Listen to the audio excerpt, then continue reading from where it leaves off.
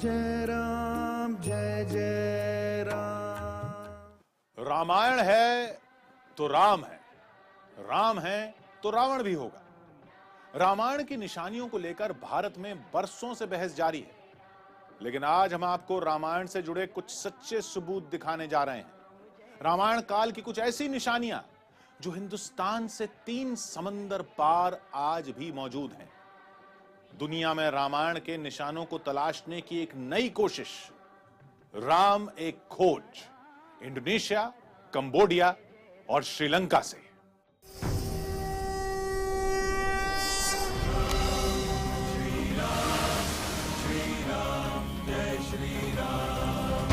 राम की नगरी अयोध्या में और रावण का महल श्रीलंका में। कुछ यही लिखा है वाल्मीकि रामायण में, लेकिन क्या हिंदुस्तान से 3 समंदर पार श्री राम की एक और अयोध्या भी है? वो भी दुनिया के सबसे बड़े मुस्लिम देश में।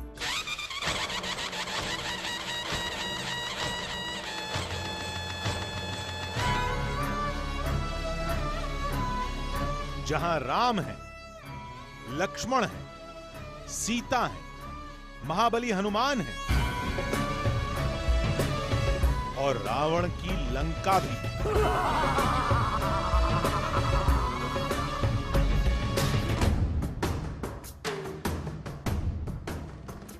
जो अब तक नहीं देखा वो आज देखिए, जो अब तक नहीं सुना वो आज सुनिए, क्योंकि टीवी इतिहास में पहली बार न्यूज़ 18 इंडिया तलाशने जा रहा है इंडोनेशिया और कंबोडिया में छिपा पुराणों की कथाओं का एक अद्भुत संसार।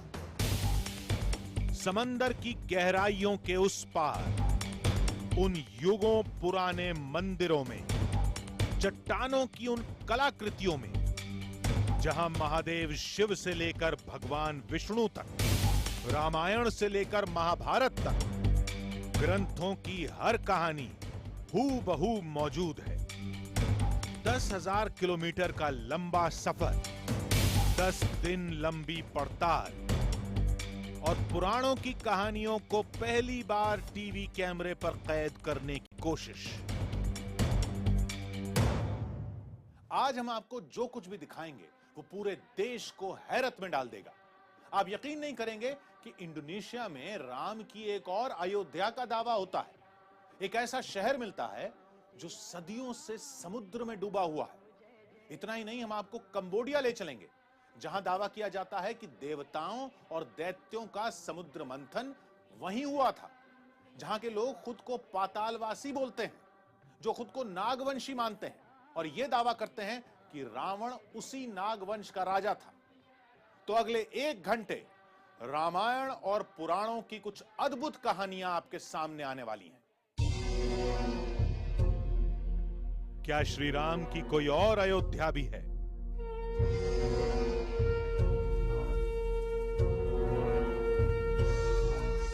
क्या रावण की कोई दूसरी लंका भी है?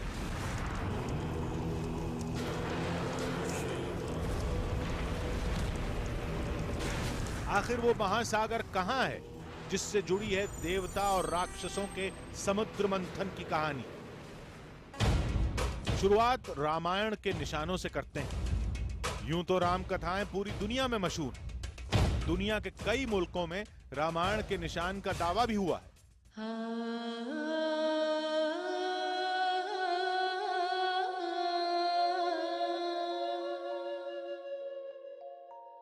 जैसे रूस, जिसके रहस्यमय शहर काल्मिक में रामायण काल की कुछ पांडुलिपियां मिली। शहर की दीवारों पर कुछ ऐसे चित्र बने थे जो रामायण की कहानियों के गवाह थे।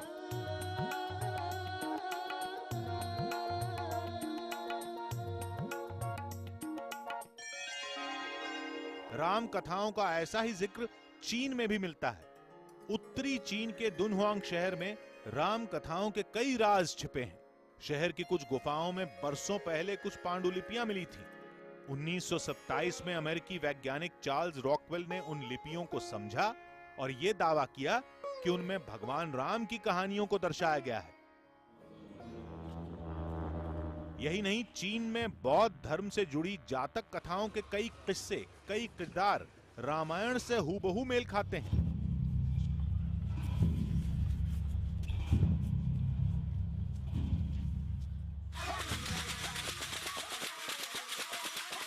कुछ यही दावा अफ्रीकी देश इथियोपिया में भी होता है।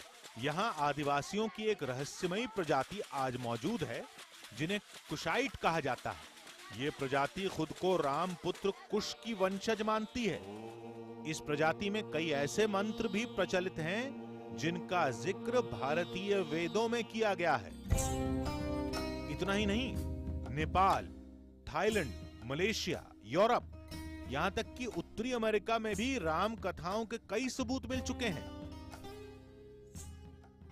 वैसे एक तर्क यह भी है कि जहां जहां राम के भक्त पहुंचे, वहां वहां रामायण की कहानियां भी पहुंची। मगर श्रीलंका के अलावा एक देश और भी है जहां न केवल रामायण की कहानियां मिलती हैं, बल्कि उसकी निशानियां आज भी नजर आती हैं। एक ऐसा देश जिसकी 90% आबादी इस्लाम को मानती है, मगर वहां शिव के सैकड़ों मंदिर मौजूद हैं और रामायण के लाखों भक्त। वो देश है इंडोनेशिया। तो भारतीय संस्कृति और पुराणों की इन्हीं कहानियों की जमीन तलाशने के लिए हम निकल पड़े इंडोनेशिया के सफर पर। सफर की शुरुआत ही हिंदू पुराणों के एक बड़े किरदार के साथ हुई। इंडोनेशिया की आधिकारिक एयरलाइन, जिसका नाम है गरुड़, यानी भगवान विष्णु की सवारी।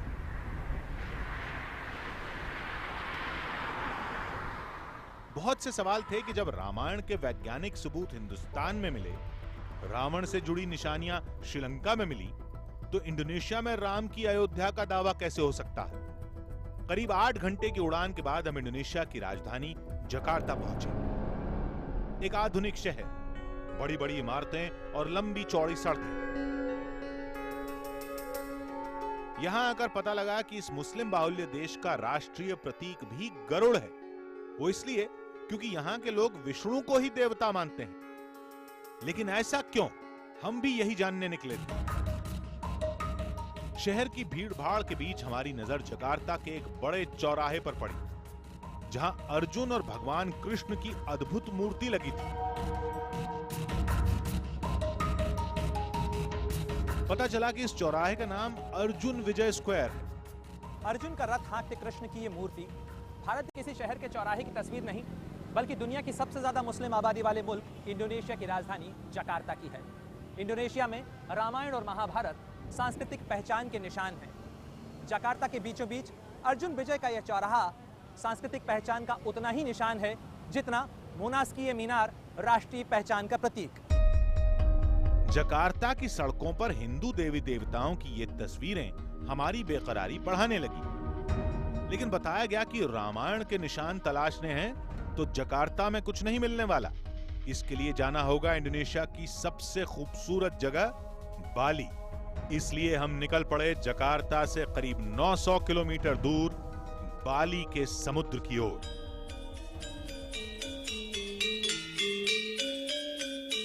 एक मुस्लिम बहुल देश का हिंदू बहुल इलाका, जहां की 84% आबादी हिंदू धर्म को मानती है। यहां आकर एक चौंकाने वाला दावा भी सुना। यहां के लोग पूरी शिद्दत से मानते हैं कि हिंदू धर्म की असली शुरुआत यहीं से हुई थी और हिंदू धर्म इस मुल्क से हिंदुस्तान तक पहुंचा। वहाँ पर जो शिव जी हैं वो उनको बहुत श्रद्धा से भी देखते हैं और उनके 8 रूपों की पूजा करते हैं। तो बाली की 8 जो ज्वालामुखी हैं, उन्होंने भगवान शंकर की, शिव जी की 8 विभूतियों से उन 8 पहाड़ों को जोड़ा है। ज्वालामुखी को वो जब विस्फोट होता है तो कहते हैं शिव जी को रुष्ट कर दिया, हमने कहीं कोई काम नहीं किया। यहाँ की आम मान्यता ये भी है कि बाली का नाम रामायण के वानर राज बाली के नाम पर पड़ा था। लेकिन यहाँ के लोग बाली को भगवान नहीं बल्कि राजा मानते हैं। यहाँ के भगवान हैं महादेव शिव। ऐसा क्यों है? इसकी वजह है बाली में मौजूद शिव का एक अद्भुत धाम। लेकिन वहां तक जाने से पहले हमारी नजर पड़ी हिंदू पुराणों और ग्रंथों के कुछ बड़े किरदारों पर। पता चला कि ये एक हिंदू थीम पार्क है और बाली में हिंदू पुराणों और रामायण से जुड़ी निशानियों को देखने का सिलसिला यहीं से शुरू होता है। बाली के हिंदू मंदिरों में प्रवेश से पहले इस तरीके का एक कपड़ा दिया जाता है जिसे महिला हो या पुरुष उन्हें कमर पर इस तरीके से बांधना पड़ता है। प्रतीक है इस बात का कि आप मंदिर में हैं और इसकी पवित्रता का ध्यान रखें। थोड़ा आगे गए तो एक दिलचस्प कहानी पता चली। कहा गया कि ये पुजारी जिस कुंड से पानी निकाल रहा है उस कुंड में गंगा का पानी है। जी हां, गंगा नदी का। भारत से सैकड़ों मील दूर बाली में हिंदू आस्थाएं कब और कैसे पहुंची, इस बात को लेकर तो बहुत सारी कहानियां हैं, मगर ये बात जरूर है कि यहाँ हिंदू आस्थाएं अब भी मौजूद हैं और बाकायदा उन्हें पालन किया जाता है, उन्हें माना जाता है। हम इस समय समाख्या जो यहाँ का एक धर्मस्थल है वहाँ पर हैं और ऐसा माना जाता है कि ये जो एक छोटा सा कुंड आप देख रहे हैं इसे गंगा से जोड़ा जाता है। गंगा और बाली के बीच सीधा संबंध तो कोई भी नहीं है, लेकिन शायद भारत से आए लोगों ने गंगा को यहाँ भी उतारा और गंगा के साथ जो लोगों की, भारतीय लोगों की आस्थाएं जुड़ी थी, शायद उन्होंने इस कुंड में इसे समाहित किया। ये ऐसा माना जाता है कि इस कुंड का पानी कभी नहीं सूखता और यहाँ पे अगर कोई मन्नत मांगी जाती है तो वो मन्नत जरूर पूरी होती है। लगभग वैसी ही आस्थाएं जैसी गंगा को लेके भारत में हैं। हम देखेंगे कि किस तरीके से यहाँ पूजा करवाई जाती है। Can you do the पूजा? पुजारी अपना हाथ डालकर इस कुंड में से पानी निकालते हैं। सैकड़ों बरसों से कहते हैं कि इस कुंड का पानी अभी तक सूखा नहीं और हमेशा इस कुंड में पानी रहता है और यही जो है पवित्र जल कहा जाता है। और इस पवित्र जल के साथ पूजा करके अपनी मन्नत मांगने के लिए लोग यहाँ आते हैं, दूर दूर से लोग आते हैं। और ख़ास तौर पर बाली के इस इलाके में बहुत बड़ी आबादी हिंदुओं की है, हिंदू आस्थाएं हैं और इसीलिए इस तरीके से यहाँ पर ये पूजा करवाई जाती है।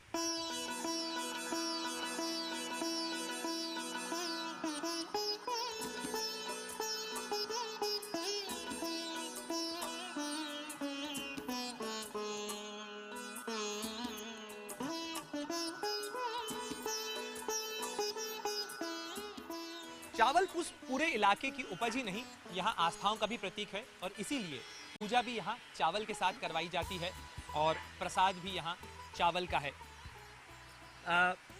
What exactly is this puja? Is this the worship of Ganga? Yes. Yes.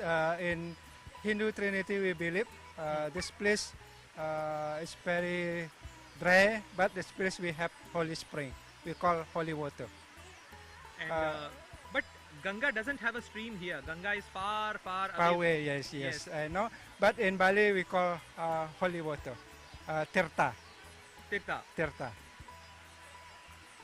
Okay, तो इसी तरीके से यहाँ पर ये माना जाता है कि गंगा यहाँ से भले ही सैकड़ों मील दूर है, लेकिन जिस शुद्धता के साथ गंगा की पवित्रता के साथ गंगा की पूजा की जाती है, वही शुद्धता, वही पवित्रता के साथ इस जो है स्प्रिंग से भी जहाँ से जल निकलता है उसे पवित्र जल माना जाता है और उसी आस्था के साथ बाली में गंगा की ब्रह्मा विष्णु महेश की जो त्रिमूर्ति है उसकी पूजा की जाती है। ये सब कुछ सिर्फ एक शुरुआत थी, आगे बहुत कुछ था।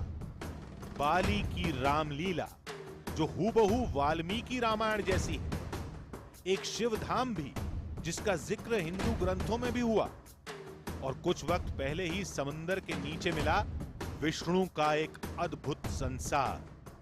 राम जय जय राम। राम एक खोज। दुनिया भर में रामायण के सच्चे निशानों की तलाश में हमारी टीम इंडोनेशिया में थी। इंडोनेशिया एक ऐसा मुल्क है जिसकी 90% आबादी मुस्लिम है, लेकिन इसके बावजूद वहां रामायण को मानने वालों की कोई कमी नहीं। इतना ही नहीं, इंडोनेशिया में यह दावा भी होता है कि यहां भगवान राम की एक और अयोध्या भी है। इंडोनेशिया में रामायण के निशानों की तलाश में हमने जितना सोचा था उससे कहीं ज्यादा मिला। कुछ ऐसी कहानियां, कुछ ऐसी तस्वीरें जो आपको भी हैरत में डाल देंगी। श्री राम जय जय राम। राम की एक और अयोध्या इंडोनेशिया में भी है। ये सुनकर जितनी हैरानी आपको हुई उतनी हमें भी हुई। श्री राम जय जय राम। इंडोनेशिया के लोग वाल्मीकि रामायण नहीं बल्कि रामायण के एक दूसरे स्वरूप काकावीन रामायण को मानते हैं।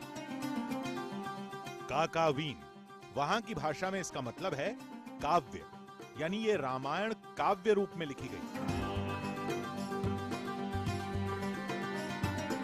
वैसे इंडोनेशिया और रामायण का रिश्ता एक तरफा नहीं है, बल्कि खुद वाल्मीकि रामायण में भी बाकायदा इन इलाकों का जिक्र हुआ है। किष्किंधा कांड में कहा गया है कि सीता की तलाश में सुग्रीव ने पूर्व दिशा में अपने कुछ दूत रवाना किए थे, जिन्हें यवद्वीप और सुवर्ण द्वीप कहा गया था। कुछ इतिहासकार मानते हैं कि यवद्वीप और सुवर्ण द्वीप ही आज के जावा और सुमात्रा हैं। खैर, हम बाली में थे और बाली को वानर राज बाली के नाम से ही जाना जाता है। वही बाली जिसका वध खुद भगवान राम ने किया था और लंका विजय की कहानी यहीं से शुरू हुई थी।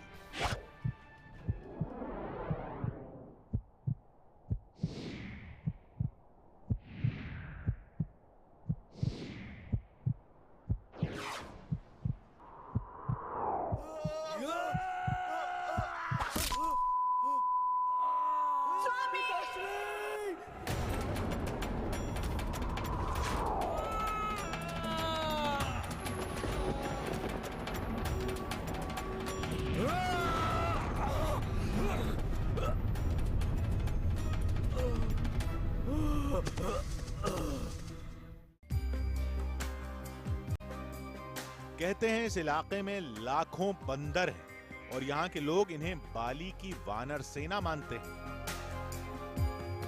दावा तो ये भी होता है कि ये बंदर यहाँ मौजूद एक अद्भुत शिव मंदिर की सेवा करते हैं, क्योंकि शिव यहाँ के सबसे बड़े भगवान हैं। सदाशिवं भजाम्यहं, सदाशिवं भजाम्यहं।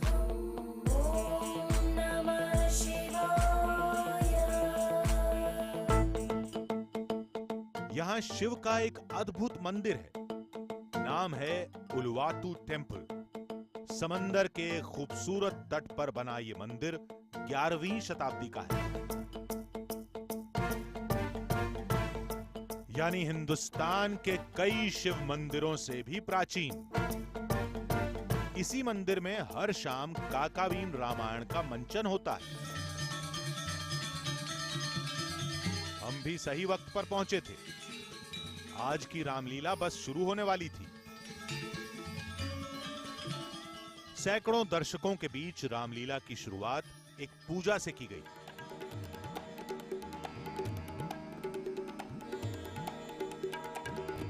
पूजा का तरीका कुछ वैसा ही था जैसा हिंदू रीति रिवाजों में है।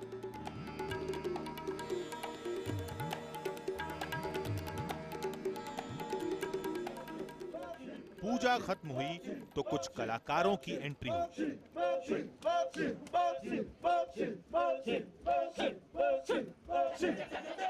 ये लोग रामलीला के किरदार नहीं हैं, बल्कि इनका काम राम कथाओं के लिए माहौल तैयार करना है, वो भी कुछ अजीबोगरीब आवाजों के जरिए।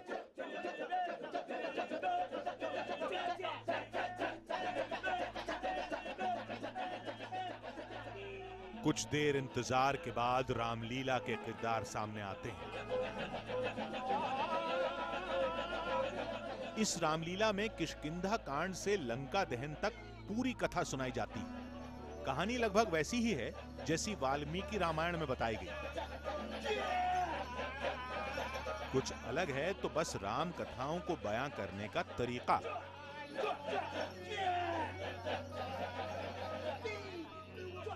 दक्षिण पूर्व एशिया के मुल्कों में रामायण और महाभारत की कहानियां हैं, तो बाली जैसी इन जगहों पर राम कथा को कहने की अपनी शैली भी। हालांकि राम की कथा वही है, राम लीला वही है, तो साथ ही राम में हिंदू आस्थाओं की सांस्कृतिक जड़ें भी सदियों पुरानी। यहाँ की भाषा को समझना थोड़ा मुश्किल था, लेकिन किरदारों को पहचानना बहुत आसान है, चाहे रावण हो या सीता।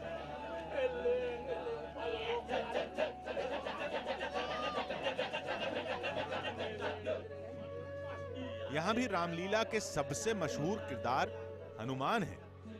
रामलीला में दृश्य अशोक वाटिका का चल रहा है। रोचक संयोग ही कहिए कि इस रामलीला में अचानक एक वानर राज भी आ गए हैं और उसको देख के सारे लोग खलबलाए हुए हैं। लेकिन ये बात अलग है, रामलीला जारी है और साथ ही वानर राज की मौजूदगी भी यहाँ पे देखी जा सकती है, जो रामलीला के बीच में अपनी उपस्थिति दर्ज करा रहे हैं। रामलीला में लंका दहन का मंचन शुरू हुआ तो तालियों का शोर भी बुलंद हो गया।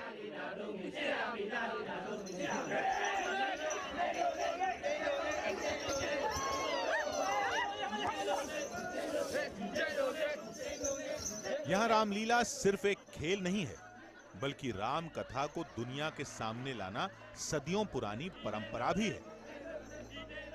Jai Shri Ram. My name is Agus. How long is 5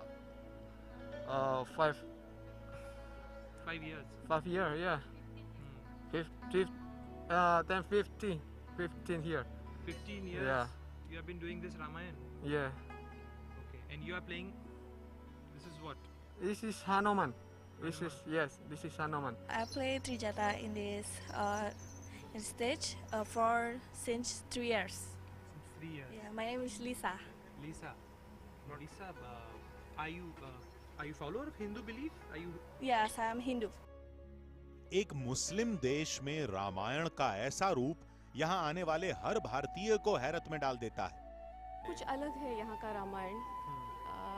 it's not totally different, slightly different. जो प्रेजेंटेशन था थोड़ा अलग था, बट अच्छा लगा। जो हमने स्टोरी देखी वो सेम है, बट जो इनका लुक एंड फील और डांस है और जो पोर्ट्रे करने का तरीका है वो डिफरेंट है, म्यूज़िक डिफरेंट है, बट स्टोरी सेम है। It was beautiful and I really liked it. और इनफैक्ट वो जो लंका का वो अग्नि का वो जो दिखाया, मैंने एक्सपेक्ट नहीं किया था कि लाइव ऐसे दिखाएगा। बहुत ही सुंदर था, मुझे बहुत अच्छा लगा। इतनी दूर आकर के इंडियन कल्चर देखना, मतलब इट इज़ अमेजिंग टू सी कि यहाँ पर भी इतने लोग हैं जो यहाँ फॉलो करते हैं हमारा कल्चर। शाम ढलने के साथ रामलीला का खेल भी खत्म हो गया।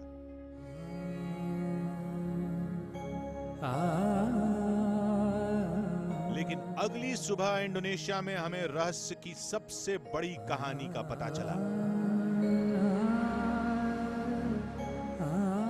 बताया गया कि बाली के उत्तरी इलाके में एक जगह है, पेमुतरन बीच, जहां कुछ बरस पहले समुद्र की गहराई में गोताखोरों को हिंदू देवी देवताओं से जुड़ा एक बहुत बड़ा सबूत दिखाई दिया था।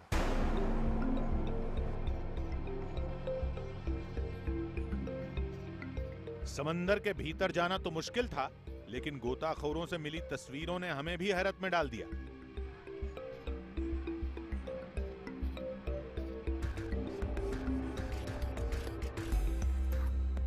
समुद्र तल से करीब 200 फीट नीचे हिंदू देवी देवताओं की अद्भुत प्रतिमाएं मौजूद हैं।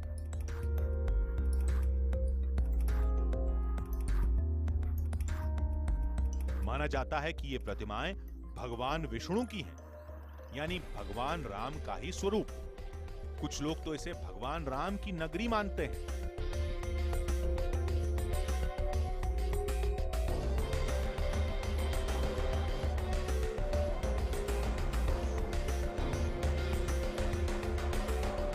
इन प्रतिमाओं पर बाकायदा वैज्ञानिक शोध भी हुआ और पाया गया कि ये सब कुछ 5000 साल पुराना है, यानी रामायण काल के आसपास का।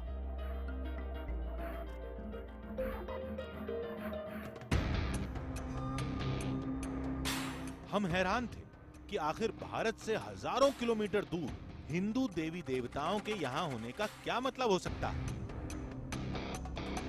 वैसे लोगों के पास इसका भी जवाब था, जो जुड़ा है इस समुद्र के दूसरे छोर पर बसे एक और देश कंबोडिया से, जिसका नाता है हिंदू पुराणों की एक बहुत बड़ी और दिलचस्प कथा से। समुद्र मंथन। पुराणों में लिखा है कि ऋषि दुर्वासा के श्राप के बाद देवताओं की शक्तियां खत्म होने लगी और देवलोक दैत्यों के चंगुल में आ गया जिसके बाद भगवान विष्णु के कहने पर समुद्र मंथन की योजना बनाई गई।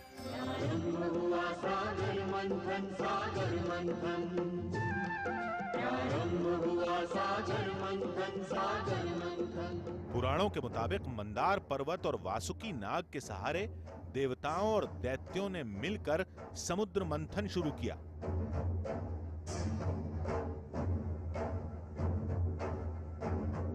जिसमें 14 रत्न निकले।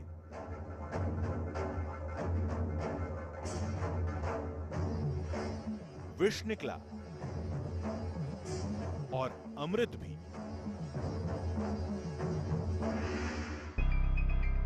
समुद्र मंथन कहां हुआ, इसे लेकर हिंदू पुराणों में कोई पुख्ता प्रमाण नहीं मिलता, लेकिन कंबोडिया में दावा होता है कि समुद्र मंथन की वो घटना इसी महासागर में हुई थी, जिसके निशान आज भी कंबोडिया में मिलते हैं। इस कहानी के साथ ही हमें अगली मंजिल का ठिकाना मिला और इंडोनेशिया से हम निकल पड़े एक नए देश कंबोडिया की ओर। करीब 1.5 करोड़ की आबादी वाला एक छोटा सा मुल्क। यहां की बड़ी आबादी बौद्ध धर्म को मानती है, लेकिन यहां भी हिंदू पुराणों से जुड़ी तमाम रहस्यमय कहानियां मिलती हैं। कंबोडिया और हिंदू पुराणों के बीच रिश्ते की एक छोटी सी बानगी है कंबोडिया के झंडे में बना ये राष्ट्रीय चिन्ह। ये चिन्ह दरअसल एक मंदिर है और आप जानकर हैरान रह जाएंगे कि कंबोडिया का ये मंदिर दुनिया का सबसे बड़ा मंदिर है। यानी इतना बड़ा मंदिर न हिंदुस्तान में है न दुनिया के किसी और देश में।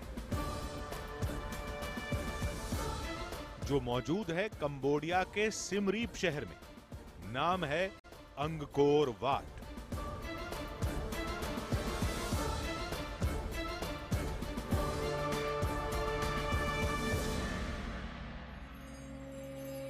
करीब 2000 वर्ग मीटर में फैला अंगकोर वाट मंदिर भगवान विष्णु का है, जिसे कंबोडिया में वाराह विष्णु लोक भी कहते हैं। बताया गया कि यह मंदिर 12वीं शताब्दी का है और यहाँ 100 अद्भुत मंदिरों का पूरा संसार छिपा है। In this 401 square kilometer, there are 100 temples at least. यहाँ 100 से ज्यादा मंदिर हैं। दुनिया में ऐसी कोई दूसरी जगह नहीं है। इसे पूरी तरह देखने में आपको 1 हफ्ते का वक्त लगेगा। 100 temples at World Heritage Site.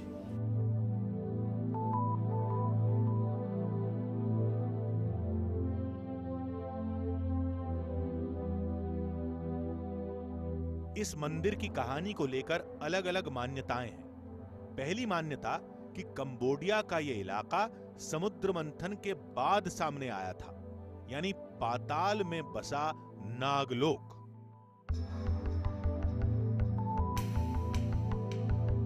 यहां के लोग खुद को नागवंशी मानते हैं। एक कहानी तो यह भी है कि शायद यही रावण की लंका भी थी, क्योंकि रामायण के मुताबिक रावण नागलोक का राजा था। Around 4 million years before Christ, 4000 साल पहले ये पूरा इलाका समुद्र में डूबा था। यहाँ पर मान्यता है कि यहाँ के लोग पातालवासी हैं। we feel we are coming from Patal. दूसरी मान्यता भी समुद्र मंथन की कहानी से ही जुड़ी है। कुछ लोग ये भी मानते हैं कि समुद्र मंथन के बाद यह इलाका देवलोक में तब्दील हुआ था और यहाँ शिव, ब्रह्म और विष्णु तीनों देवताओं का वास है। तीसरी मान्यता जुड़ी है 11वीं शताब्दी से, जिसके मुताबिक इस मंदिर को बनवाया था खमेर वंश के कुछ हिंदू राजाओं ने, जो हिंदुस्तान से ही कंबोडिया आए थे और यहां की सत्ता को जीतकर ये अद्भुत देवलोक खड़ा किया। अंकोर वाट के मंदिरों को बनाने वाले खमेर राजवंश के बारे में मान्यता है कि इसकी स्थापना तब हुई जब भारत से आए कौंडिन्य नाम के राजकुमार ने नागलोक की रानी सोमा को युद्ध में हराया और उससे शादी की। दोनों की शादी के बाद खमेर राजवंश बना, जिसका राज एक वक्त में दक्षिण चीन से लेकर म्यांमार तक फैला हुआ था। कंबोडिया में आज भी माना जाता है कि खमेर वंश का रिश्ता नागों से है और इसलिए नाग बहुत पूजनीय है। इस मंदिर की बनावट में एक और रहस्य छिपा है, जो जुड़ा है पुराणों के मेरु पर्वत से, जिसे देवी देवताओं का स्थान माना गया है। मेरू पर्वत कहां है इसका सटीक अंदाजा किसी के पास नहीं, लेकिन इस पर्वत को लेकर पुराणों में कहा गया कि मेरू पर्वत धरती के बीचों बीच मौजूद है और इसकी 5 चोटियां हैं। अंगकोर वाट मंदिर का हुलिया भी कुछ ऐसा ही है। यहां भी 5 चोटियां हैं और मंदिर के आसपास ब्रह्मा, विष्णु और महेश तीनों के धाम मौजूद हैं। जानकार मानते हैं कि भारत से आए हिंदू राजाओं ने इस मंदिर को मेरू पर्वत की तर्ज पर बनवाया था और इसके लिए कारीगर भी भारत से बुलाए गए थे। इन 7th सेंचुरी में इंडियन किंग्स कंबोडिया आए हैं और यहाँ की रानी वगैरह उनसे मैरिज किया है और यहीं अपना एस्टेब्लिश हुआ। मेन जो अंकोर वाट का जो डिजाइन किया था मिस्टर दामोदर पंडित जो उड़ीसा से थे उनके द्वारा किया गया। अंगकोर वाट से कुछ ही दूरी पर है ताप्रोम मंदिर, जिसकी बनावट अंगकोर वाट से मिलती जुलती है। ये मंदिर किसका है इसे लेकर बरसों तक तमाम कयास लगाए जाते रहे, लेकिन फिर मंदिर पर बनी ये मूर्ति एक बड़ा इशारा बनकर सामने आई। 4 सिर वाली इस मूर्ति से जानकारों ने अंदाजा लगाया कि यह मंदिर भगवान ब्रह्म का ही हो सकता है। बरसों के शोध के बाद यह सही पाया गया। वैसे भी यहां की भाषा में ता का मतलब है पिता और प्रोम का मतलब है ब्रह्म, यानी पिता ब्रह्म का मंदिर। ता मीन्स एंसिस्टर, प्रोम मीन्स ब्रह्मा। लोग कहते हैं ब्रह्मा का टेम्पल है क्योंकि इसके जो 5th इंक्लोजर में गेट्स हैं उनके ऊपर जो सिराइन्स है वो 4 हेडेड फिगर्स हैं और इंडिया में कहा जाता है कि ये जो 4 हेड होते हैं ब्रह्मा के होते हैं। हिंदू संस्कृति की इस विरासत को सहेजने के लिए कंबोडिया सरकार ने भारत से मदद भी मांगी थी और भारतीय पुरातत्व विभाग की लंबी चौड़ी टीम आज भी यहां सदियों पुरानी कहानियों को तलाश रही है। अंकोर वाट के सबसे अनूठे मंदिरों में से है ये ताप्रोम मंदिर। ताप्रोम यानी पितामह ब्रह्मा का मंदिर। करीब 900 साल पुराने इस मंदिर में आज भी हिंदू और बुद्ध परंपराओं के निशान साफ नजर आते हैं, मगर काल के चक्र में पत्थरों पर लिखी इस कहानी को प्रकृति ने अपने आगोश में ले लिया। पत्थरों और पेड़ों के बीच लिखी इस कविता को बचाने का काम अब भारत सरकार कर रही है। ताप्रोम के बाद अब बारी थी पुराणों से जुड़ी एक और कहानी को देखने की। शिव का एक अनूठा धाम जिसे कंबोडिया में प्रेह विहार कहते हैं। यहां 9वीं शताब्दी के तमाम शिवलिंग हैं। कुछ लोग कहते हैं कि इन्हें खमेर राजाओं ने बनवाया था, तो कुछ मानते हैं कि समुद्र मंथन के बाद महादेव ने इसी जगह पर विषपान किया था। कंबोडिया में होने वाले दावे कितने सच्चे हैं हम नहीं जानते, लेकिन इतना सच है कि यहां मिलने वाली निशानियों का हर सिरा हिंदू पुराणों से जुड़ता है। कंबोडिया में मान्यता है कि यह इलाका समुद्र मंथन के बाद सामने आया। यहां के लोग मानते हैं कि हिंदू पुराणों में जिस पाताल लोक का जिक्र हुआ वो यही था। यहां के बाशिंदे खुद को नागवंशी कहते हैं और ज्यादातर ये मानते हैं कि उनके नागवंश का राजा रावण था। वाल्मीकि रामायण में भी कुछ ऐसा ही लिखा है। वैसे कुछ यही दावा श्रीलंका में भी होता है। कहा जाता है कि श्रीलंका के एक शहर रागला में आज भी रावण का महल है और खुद श्रीलंका की सरकार भी मानती है कि वहां के जंगलों में आज भी रावण का शव सुरक्षित रखा हुआ है। राम जय राम जय जय राम। राम एक खोज। क्या रावण का कोई महल आज भी है? क्या रावण का शरीर श्रीलंका की गुफाओं में आज भी सुरक्षित है? इस सफर को शुरू करने से पहले हम ये साफ कर देना चाहते हैं कि ये कहानी न किसी अंधविश्वास से जुड़ी है, न कहीं सुनी बातों से, बल्कि ये रामायण से जुड़ा एक ऐसा सच है जिसे श्रीलंका सरकार के दस्तावेजों में जगह मिली है। श्रीलंका में बाकायदा एक संस्था है जो इस सच को दुनिया के सामने लाने के लिए रिसर्च कर रही है। आप यकीन करें या न करें, लेकिन श्रीलंका में वाकई ये माना जाता है कि वहां के घने जंगल की गुफाओं में रावण का शरीर आज भी सुरक्षित रखा है। यह बात अलग है कि उन गुफाओं तक पहुंचना आसान नहीं है।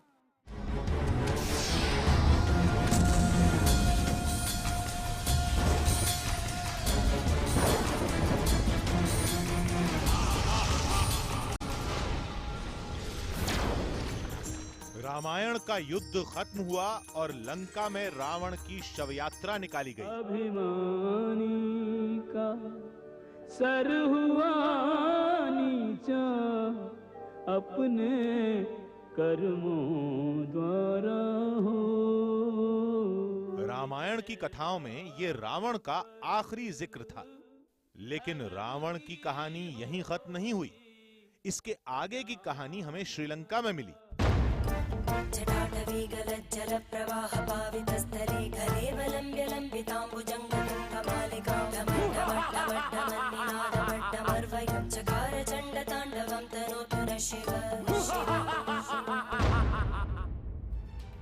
उस कहानी के मुताबिक रामायण युद्ध के बाद नाग जाति के लोग रावण के शरीर को उठाकर ले गए। उसके शरीर पर जड़ी बूटियों का लेप लगाया गया, इस उम्मीद में कि अगर संजीवनी बूटी से लक्ष्मण को जीवन दान मिल सकता है तो उसी संजीवनी से रावण को भी जिंदा किया जा सकता है। ऐसा माना जाता है कि नाग जाति के लोगों ने रावण के शरीर को एक बड़े से ताबूत में सहेजकर उसे उन गुफाओं में सुरक्षित रख दिया जहां रावण ने अपना खजाना छिपाया था। पहली नजर में यह कहानी सिर्फ लोगों का अंधविश्वास नजर आई, लेकिन तभी हमें पता चला कि इन दावों पर खुद श्रीलंका सरकार भी मोहर लगाती है। There is a believeness on that. Yeah, still the people believe that there is a cave and buriness, everything is there. So we also believe that. Sri Lanka के केंद्रीय मंत्री ने हमें बताया कि श्रीलंका में आज भी एक संस्था मौजूद है जो रावण से जुड़े उन रहस्यों पर शोध कर रही है। Where Ravana is the king of, he was the king of Sri Lanka. Still there was an organization called Ravana Balaya in Sri Lanka. Still they are having his name here. हमें बताया गया कि रावण का शरीर कुछ ऐसी गुफाओं में सुरक्षित रखा है जहां तक पहुंचना लगभग नामुमकिन है। हमने सोचा कि एक कोशिश हमें भी करनी चाहिए, इसलिए हम निकल पड़े श्रीलंका की राजधानी कोलंबो से करीब 200 किलोमीटर दूर एक रहस्यमयी शहर रागला की ओर। रागला पहुंचते ही हमें तलाश थी उस शख्स की जो रावण के उस ताबूत को अपनी आंखों से देख चुका है। थोड़ी पूछताछ के बाद हमारी मुलाकात उस शख्स से हुई, श्रीसेन महात्या, जिन्हें इन जंगलों का राजा माना जाता है। श्रीसेन महात्या श्रीलंका के इकलौते ऐसे शख्स हैं जो उन जंगलों का रास्ता जानते हैं, जो उन गुफाओं तक जा चुके हैं जहां रावण के शरीर के सुरक्षित होने का दावा होता है। हमारी गुजारिश के बाद श्रीसेन महात्या हमारे साथ उन जंगलों में चलने के लिए तैयार हुए, लेकिन उससे पहले उन्होंने हमें कई चेतावनियां दी। අපි හාමුදුරන්ගෙන් ආශිර්වාද අරගෙන අපි යමු ඒ ලෙන තුලට. ඒ ලෙන ළඟ ගිහිල්ලා අපි පූජාවක් තියලා එතෙන්දී මල් පහන් පූජා කළා අපි ලෙන තුල ඇතුළට යමු.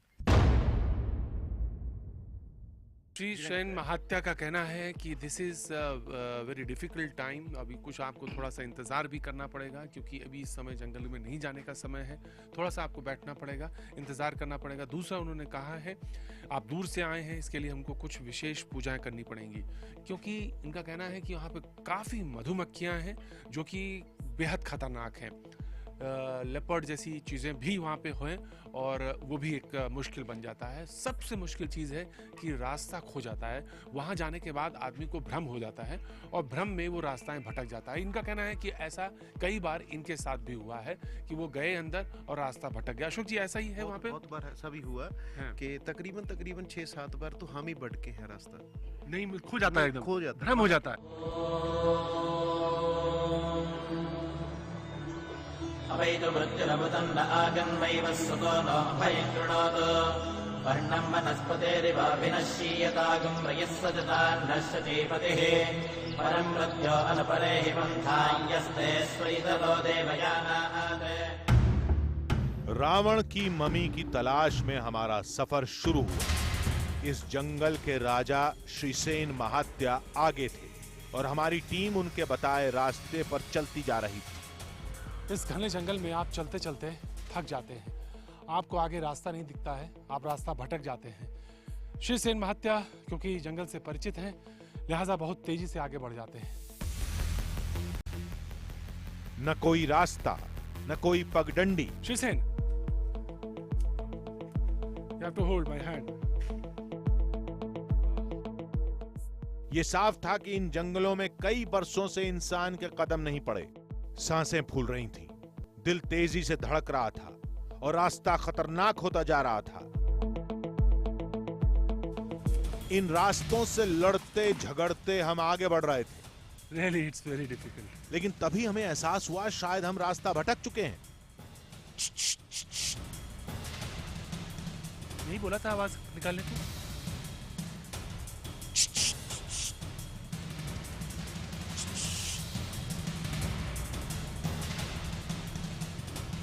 किधर चले गए?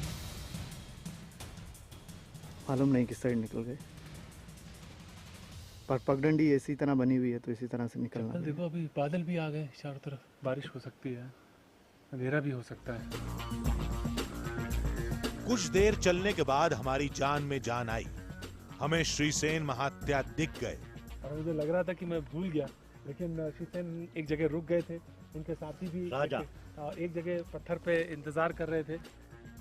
लेकिन हिम्मत जवाब दे रही थी, इसलिए हम उस बड़ी सी चट्टान पर कुछ देर आराम के लिए रुक गए। लेकिन उस चट्टान पर ही हमें एक और रहस्य दिखाई दिया। लगभग 4.5 घंटे की सफर के बाद हम जिस जगह बैठे हैं वो कहते हैं कि उस रावण के इतिहास के साथ जुड़ा हुआ है। आप देखिए कि कुछ भाषा सी लिखी हुई है इस पत्थर पर। ये जो स्क्वायर से बने हुए दिख रहे हैं आप, ये ज्यामितीय गणना है, जिसको कि कहते हैं कि इसके द्वारा कोई चीज इंगित की जाती है। आप देखिए साफ, अगर मैं अपने हाथ की तरफ इशारा करूं तो ये साफ स्क्वायर, परफेक्ट स्क्वायर बने हुए हैं, लेकिन इसका मतलब है कुछ। और यहाँ पर ये इस बात के लिए इशारा करते हैं कि यहाँ पर कोई गणना की गई है, और वो गणना जो है इस पत्थर में साफ उकेरी गई है। श्रीसेन महात्या हमें समझाने की कोशिश कर रहे थे कि इन चट्टानों पर लिखी भाषा का मतलब क्या हो सकता है। කොටලා තියෙනවා නියම ආකාරයට විකටම. ඒවා කොටු මොනවද? මේ කොටු මොනවද අපි කියන්නේ දන්නේ නැහැ. He said this is language, some language. Yeah. But I think here have some language, but now erase this one, no? Yeah. This is language. It's under his box. Yeah. We are going to carve inside. Yeah. Under the dead body box. First enter place have Naga. Protecting. Yeah. First we can see this one. Yes. After go inside, we can see the box. He said on his letter. මේවා සේරම අලවලා තියෙන්නේ ඒ ගලේ. This same language inside also have. Okay. इनका कहना है कि जैसी language यहाँ पे लिखी है वैसे ही लैंग्वेज आपको अंदर भी मिलेगी, लेकिन जब आप अंदर जाएंगे तो एक आपको नाग मिलेगा जो कि प्रोटेक्ट कर रहा है। एक इन्होंने बताया कि एक परफेक्ट स्क्वायर की एक शेप की एक बॉडी अंदर आपको दिखेगी जो कि रावण की है। वो एक बॉक्स है, पत्थर का बॉक्स है जो कि अंदर गुफा के अंदर रखा हुआ है। हमारा सफर फिर शुरू हुआ। मंजिल अब ज्यादा दूर नहीं थी। मेरे ठीक पीछे वो गुफा है जहाँ पे रावण कहते हैं दफन है या रावण की माफी रखी है। जिस जगह मैं खड़ा हूँ उसके नीचे भी एक गुफा है, कहते हैं ये भी काफी गहरी गुफा है। हम उस गुफा के मुहाने पर थे, बाहर से कुछ भी देख पाना मुश्किल था। और श्रीसेन महात्या हमको उस गुफा के एकदम मुहाने पर ले आए हैं जहाँ कहते हैं कि रावण अभी भी जिंदा है, यानी रावण यह कहीं गहराइयों में सो रहा है। और इससे पहले वो यहाँ पर पूजा करेंगे, कपूर ले आए थे वो, और यहाँ पूजा होगी, उसके बाद परमिशन होगी, और इसके बाद बहुत इशारों में बात करनी है। श्रीसेन महात्या मानते हैं कि उस गुफा में जाने से पहले रावण की इजाजत लेनी होगी, इसलिए आगे के सफर के लिए रावण की पूजा जरूरी है। प्रातरज्ञं प्रातरिन्द्रं हवामहे प्रातर्मित्रावरुणा प्रातरश्विना प्रातर्भगं पोषणं ब्रह्मणस्पतिं। गुफा के भीतर ऑक्सीजन की मात्रा बेहद कम है। हमें बताया गया कि गुफा के अंदर सिर्फ 4 से 5 मिनट ही रुका जा सकता है। उस अंधेरी गुफा में चट्टानों को पार करते हुए हमारी टीम आगे बढ़ती रही, और चंद कदमों के बाद ही हमें एक चौकोर पत्थर दिखाई दिया, ऐसा जैसे उसे किसी इंसान ने तराशा हो। इस संकरी गुफा में ये पत्थर बाहर से नहीं लाया जा सकता। श्री सेन महात्या ने हमें बताया कि इसी पत्थर के भीतर वो ताबूत है और उसी ताबूत में रावण का शरीर आज भी कैद है। ये इस वक्त जो आप सामने मेरे पत्थर देख रहे हैं, ये लगभग 10 फीट का बाई 5 फीट का ये पत्थर है। यही कहते हैं कि इसी के अंदर रावण दफन है और कहते हैं यही रावण का बॉक्स है। पुरानी मान्यताएं ऐसी रही हैं जो ये मानती हैं कि मृत आत्माओं के ऊपर भारी पत्थर रख दिया जाता था और वो कभी भी जिंदा हो सकती थी। रावण के बारे में कहते हैं कि उसमें तमाम शक्तियां थी और इतनी शक्तियां थी कि वो मृत होकर जीवित हो जाएगा। ये श्रीलंका की लोक विश्वास में आज भी व्याप्त है। एक बार फिर से देखिए वो पत्थर। श्रीलंका में दावा होता है कि यही वो पत्थर है जिसमें रावण का शरीर आज भी सुरक्षित है।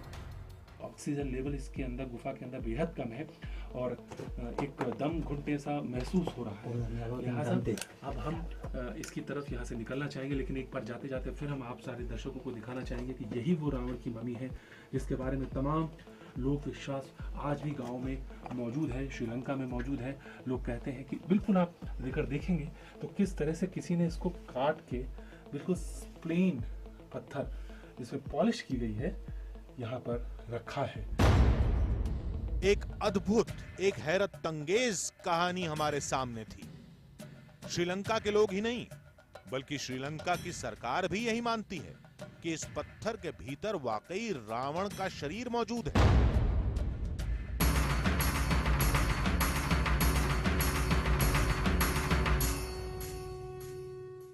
हम नहीं जानते कि इंडोनेशिया, कंबोडिया और श्रीलंका में रामायण को लेकर जितने दावे होते हैं वो कितने सच्चे हैं, लेकिन इतना जरूर है कि भारत से हजारों किलोमीटर दूर वो कहानियां आज भी एक रहस्य है।